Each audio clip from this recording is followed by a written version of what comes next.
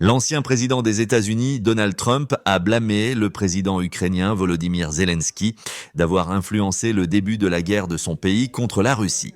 Cette déclaration de Trump indique qu'il pourrait radicalement changer la politique américaine envers la Russie s'il est réélu président le 5 novembre. Le candidat républicain à la présidence a souvent critiqué Zelensky pendant sa campagne, le qualifiant à plusieurs reprises de meilleur vendeur sur Terre, car il a cherché et accepté une aide militaire des États-Unis d'une valeur de milliards de dollars depuis le début de la guerre en 2022.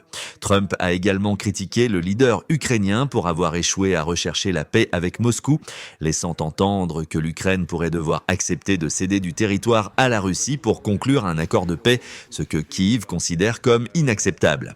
Les déclarations de Trump jeudi soir sur le podcast PBD sont les plus dures qu'il ait faites jusqu'à présent contre le leader ukrainien. Il a déclaré que Zelensky n'est pas seulement à blâmer pour avoir échoué à mettre fin à la guerre, mais aussi parce qu'il a aidé à la déclencher, malgré le fait que la guerre a éclaté lorsque la Russie a commencé son invasion du territoire souverain de l'Ukraine. Cela ne signifie pas que je ne veux pas l'aider, car je me sens mal pour ces gens, mais il n'aurait jamais dû permettre à cette guerre de commencer, a déclaré Trump. Zelensky a présenté à Trump un plan de victoire pour mettre fin à la guerre lors d'une réunion avec lui à New York en septembre.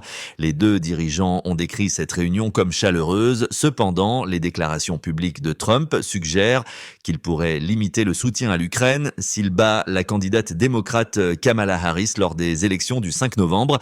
Il a constamment déclaré qu'il pourrait mettre fin à la guerre en Ukraine, mais il n'a pas indiqué comment il ferait une telle chose. Contrairement à Trump, Harris a promis de continuer à soutenir l'Ukraine si elle est élue présidente.